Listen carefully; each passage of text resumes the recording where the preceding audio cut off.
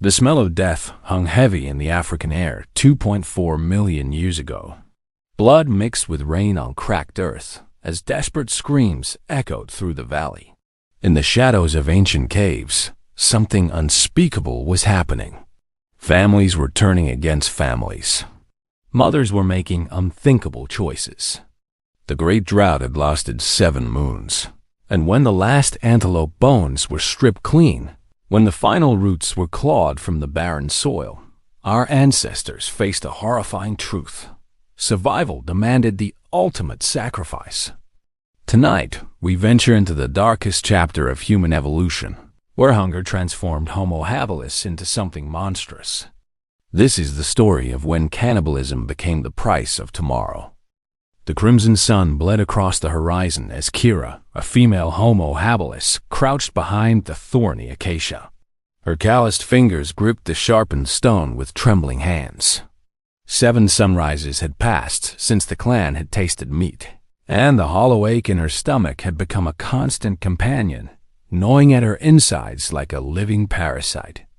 The wind carried the scent of decay from the dried riverbed below, where countless animal carcasses lay rotting under the merciless African sky. The great drought had claimed everything: the mighty elephants, the swift gazelles, even the resilient hyenas had succumbed to starvation. Only bones remained, picked clean by desperate scavengers and bleached white by the unforgiving sun. "Mother, I'm hungry," whispered her youngest, Tano, his ribs visible beneath his dirt-stained skin. His dark eyes had lost their spark weeks ago, replaced by the vacant stare of the dying. At barely 3 summers old, he didn't understand why the world had turned against them. Kira's heart shattered with each of his labored breaths. She pulled him closer, feeling how light he had become, like holding a bundle of twigs. Around them, the remains of their once proud clan huddled in the cave's entrance. 15 souls had dwindled to 8. The elders had been the first to fall, followed by the weak and the very young. The silence was broken by a low growling sound.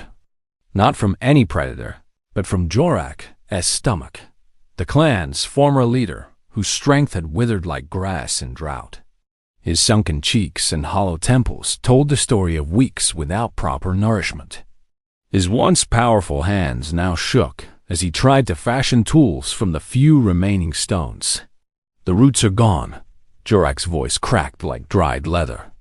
"The bark has been stripped from every tree within a day's walk.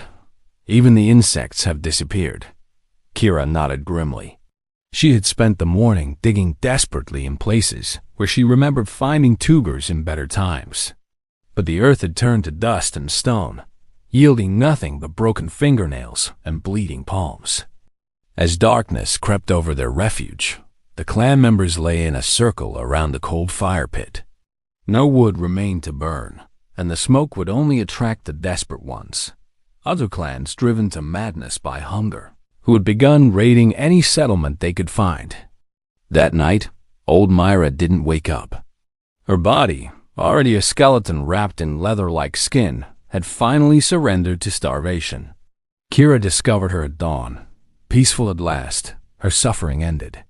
But as she knelt beside the elder's still form, a terrible thought crept into her mind like a serpent. The thought that would change everything. The thought that would damn them all. Myra's body was still warm, and they were so hungry. The morning air was thick with unspoken horror as the surviving clan members gathered around Myra's lifeless form. The old woman's face bore the serene expression of one who had finally escaped the torment of endless hunger. But her death had created a new kind of hell for those left behind. Kira's hands trembled as she closed Myra's eyes, whispering the ancient words her own mother had taught her. But even as she performed the sacred ritual, that terrible serpent of thought coiled tighter around her mind.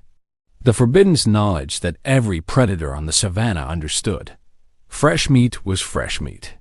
"We should bury her before the sun grows strong," Jorak whispered, but his voice lacked conviction. His hollow eyes lingered on Mira's emaciated form with an expression that chilled Kira to her bones. She wasn't the only one harboring the unspeakable thought. Young Nala, barely past her first bleeding, suddenly spoke the words that hung like poison in the air. She would understand. If it meant the children might live another day, she would understand. The silence that followed was deafening. Even the ever-present buzzing of flies seemed to quiet, as if nature itself recoiled from what was being contemplated.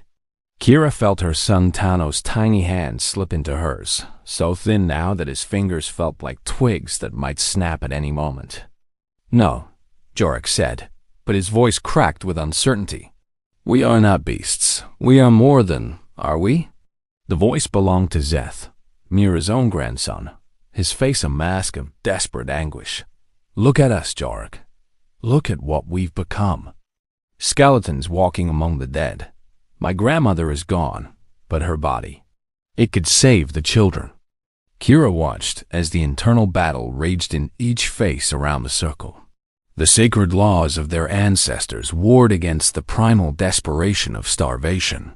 She had seen what happened to clans that broke the ancient taboos, how they were cast out, left to wander alone until madness or death claimed them. But she had also watched 3 children die in the past moon, their tiny bodies failing as their mothers had nothing left to give them. The sun climbed higher, and with it came the familiar agony of another day without food.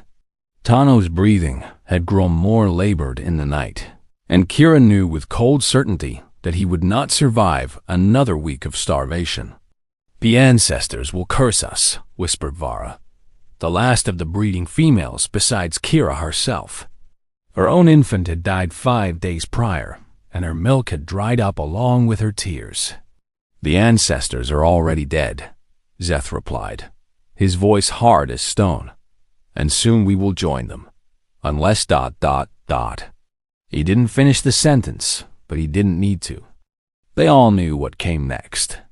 The choice that would either save them or damn their souls forever.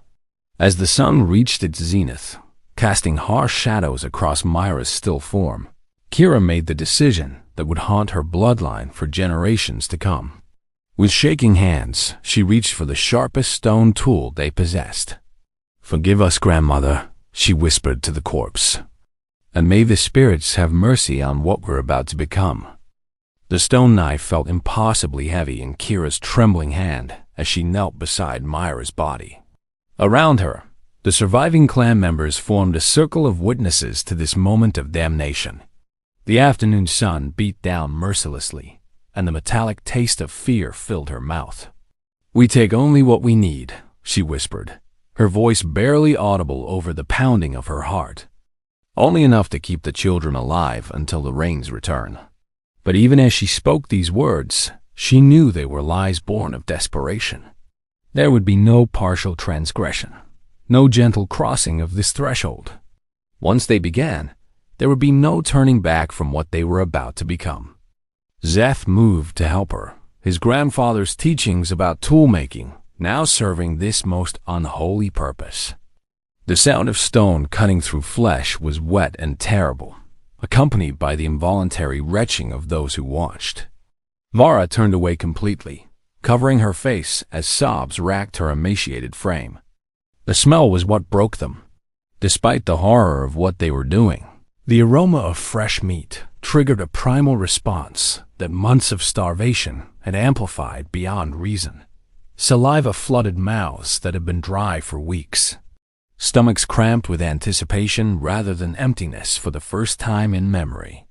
Little Tana was the first to approach, drawn by instincts older than morality. His innocent eyes saw only the possibility of an end to the gnawing pain that had become his constant companion. Kira's heart shattered as she prepared the first morsel for her dying child. "This stays between us," Jorah commanded, though his own moral authority had crumbled to dust. "The other clans can never know. If word spreads..." They all understood. Other groups might drive them away, or worse, attack them preemptively to prevent the contamination from spreading. The stigma of cannibalism was death in their world, a fate worse than starvation itself. The first taste was simultaneously salvation and damnation. The rich protein flooded their systems with energy they had forgotten existed. But it came with a spiritual poison that would fester in their souls forever. As strength returned to their limbs, humanity drained from their hearts. That night, for the first time in weeks, no one went to sleep with an empty stomach. But their dreams were filled with nightmares that would never fully fade. Myra appeared to them all, her kind face twisted with betrayal and horror, asking why they had chosen survival over soul.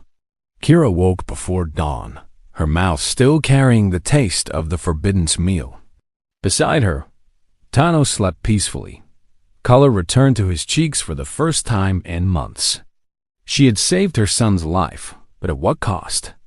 As the first rays of sunlight penetrated their cave, she noticed something that made her blood freeze. Scattered around their sleeping area were small bones, picked completely clean. Far cleaner than they should have been for a people who had planned to take only what was necessary. In their desperation, they had consumed far more than intended. And worse still, she could see in the eyes of her clanmates that same terrible hunger still burning, no longer just for any meat, but specifically for the forbidden's flesh that had given them such strength. The line had been crossed, but the true horror was only beginning. 3 days had passed since they had consumed Myra's remains, and the temporary strength it provided was already fading like water through cupped hands. But something far more sinister had taken root in its place, an insatiable craving that gnawed at their minds with even greater ferocity than physical hunger ever had. Kira found herself staring at her fellow clan members with eyes that cataloged them like prey.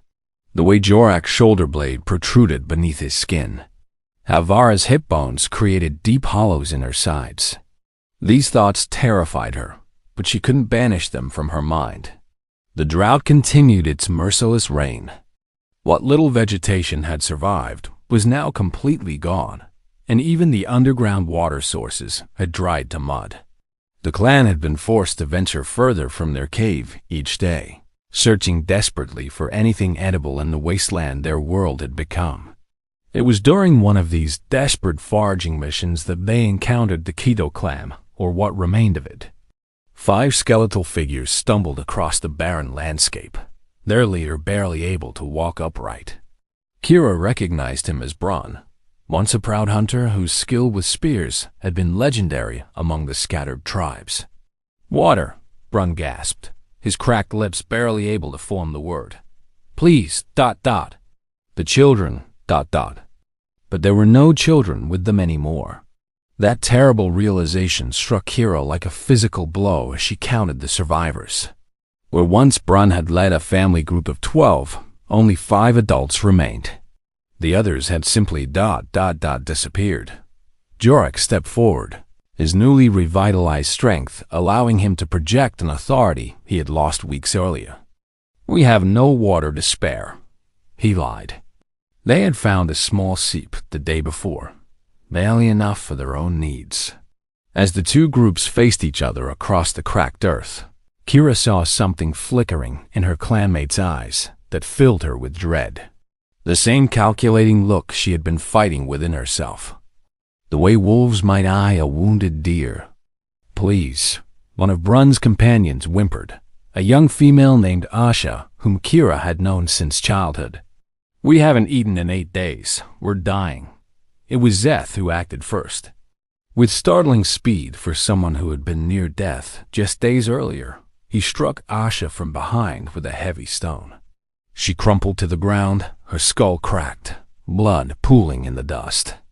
The attack was so sudden, so savage, that even Brun barely had time to register what had happened before Jorak and 2 others had overwhelmed him. "No!" Kira screamed, but it was already too late. The bloodlust that had been simmering beneath their newfound strength had erupted with volcanic fury. In moments, the entire Keto clan lay dead or dying on the barren ground. Little Tano, whom she had fought so hard to save, stared at the carnage with wide, uncomprehending eyes. At barely 3 summers old, he was watching his family transform into something monstrous. Something that killed not just for food, but for the dark pleasure that came with the forbidden's feast. They would have died anyway, Vara whispered, but her voice carried no conviction. Blood stained her hands and face, and for the first time since this nightmare began, she looked truly alive. The protein from their previous transgression had awakened something primal and terrible in all of them. That evening, as they prepared their grisly meal, Kira realized the horrible truth. They were no longer simply trying to survive until the drought ended. They had become something else entirely, predators that hunted their own kind. The temporary salvation they had found in Myra's flesh had transformed into a permanent damnation. As darkness fell over their cave, illuminated by the first fire they had been able to build in weeks, Kira held her son close and wondered if saving his body had been worth losing his soul. Outside, the wind carried the scent of more smoke on the horizon. Other clans, other opportunities, other victims. The hunger that never ends had claimed them completely. Weeks had passed since the massacre of the Keto clan, and Kira's group had grown from 8 desperate survivors to something far more dangerous. They now numbered 12, having absorbed lone stragglers and the remnants of other shattered clans through a combination of false mercy and calculated violence. Their cave had been transformed into a charnel house of bones and bloodstains, though they tried to keep the evidence of their crimes hidden in the deeper recesses. The newer members didn't yet know the full extent of what they had become, but they would learn soon enough. They always did. Kira watched from the cave entrance as Jorok led a hunting party toward the distant hills where smoke had been spotted the previous evening. But they weren't hunting antelope or zebra. Those animals were long extinct in this drought-ravaged landscape. They were hunting their own kind, and they had become terrifyingly efficient at it. The transformation in her son Tano was perhaps the most heartbreaking of all. The boy who had once cried at the sight of wounded animals now helped sort through the possessions of their victims with cold efficiency. At barely 4 summers old, he had learned that survival meant taking everything another clan possessed, their tools, their shelters, their lives, and ultimately their flesh. "Mama," he said, tugging at her ragged hide clothing. "Zeth says there's a family hiding in the red rocks. Says they have water." Kira's stomach clenched, though no longer from hunger. They had plenty of food now, stored in grisly caches throughout their territory. The hunt had become something else entirely, a need to dominate, to consume, to ensure that no other group could threaten their newfound power. Did he say how many? She asked, hating herself for the question. 5. 2 adults. 3 small ones, like me. The casual way her son discussed the potential murder of an entire family chilled her more than the morning air. But what choice did they have now? Word of their activities was beginning to spread among the scattered survivors. They had heard whispers of clans fleeing the region, of groups that refused to trade or communicate with others. Fear was spreading faster than the drought itself. As the sun climbed higher, Kira began preparing for what she knew would come next. The hunting party would return with intelligence, and then the real planning would begin. They had developed a terrible expertise in these matters. How to approach without being seen, how to strike without warning, how to ensure none escaped to spread word of their presence. But today brought an unexpected complication. A lone figure appeared on the horizon, walking directly toward their cave with the confident stride of someone who felt no fear. As the shape grew closer, Kira's blood ran cold. It was Daka, the legendary shaman from the northern territories, whose wisdom was sought by clans from across the entire region. Daka was ancient by their standards, perhaps 40 summers old, and his arrival could only mean one thing. Word of their crimes had reached the shamans. The spiritual leaders were mobilizing against them.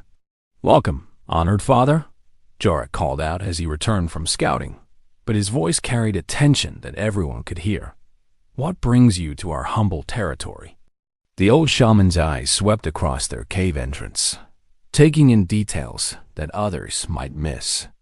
The subtle stains on the rocks, the unusual collection of tools and weapons from multiple clans, the way the newer members of their group seemed nervous and uncertain.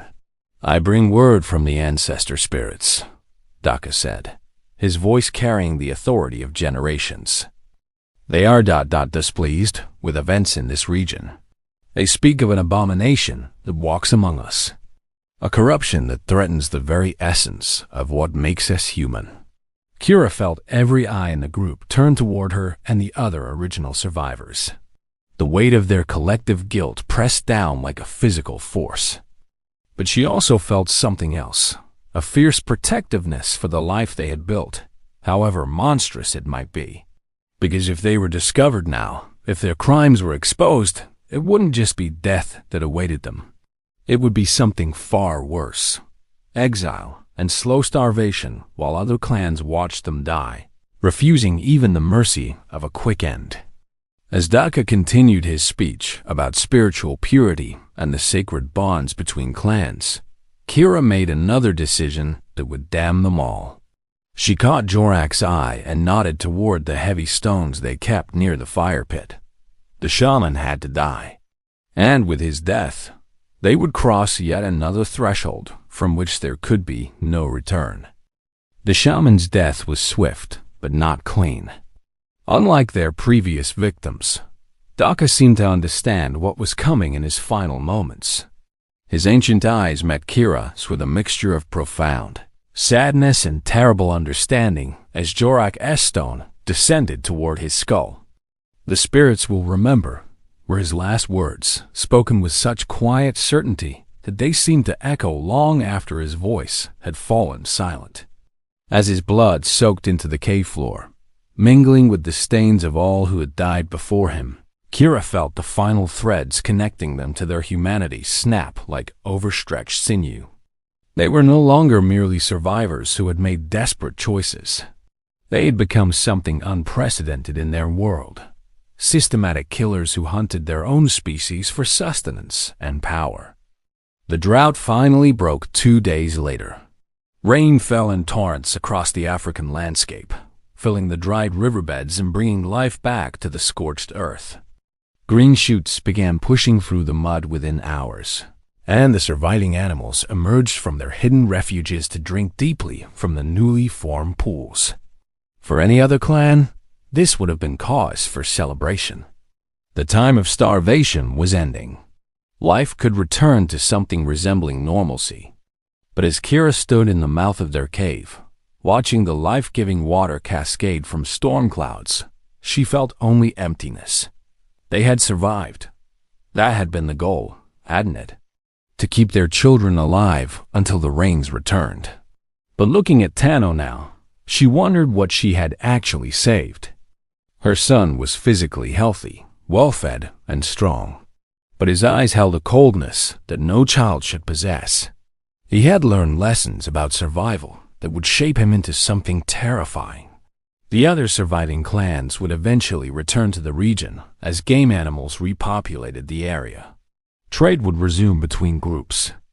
Stories would be shared around fires, and songs would be sung about the Great Drought and how various families had endured it. But what stories would be told about them? Over the following weeks, as their territory returned to life, they began encountering other survivors. Some were individuals who had hidden alone in remote caves. Others were small family groups that had somehow found enough resources to survive the worst of the drought. All of them carried the hollow-eyed look of those who had endured unthinkable hardships. Yet even among these traumatized survivors, Kira's clan stood apart.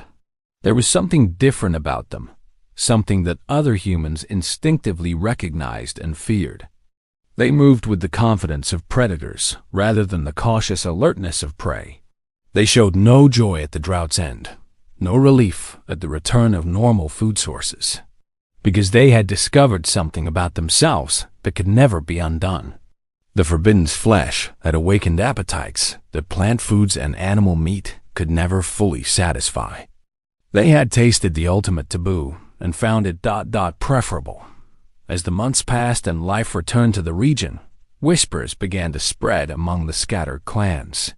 Stories of a group that had not merely survived the drought, but had somehow thrived during it. Tales of missing families and unexplained disappearances. Warnings passed from parent to child about staying close to camp after dark. Kira tried to ignore these whispers, but she knew they were only the beginning. What they had become during those desperate months could not remain secret forever. And when the truth finally emerged, when other clans understood what price had been paid for their survival, there would be a reckoning that would make the drought seem like a gentle summer rain. Standing at the edge of their territory one evening, watching her son teach the newer children how to identify the best stones for hunting tools, Kira finally understood the true cost of their choices. They had saved their bodies, yes, but in doing so, they had birthed something dark into the world, a bloodline that would carry the stain of cannibalism forward into future generations. The Great Drought was over, but its most terrible legacy was just beginning.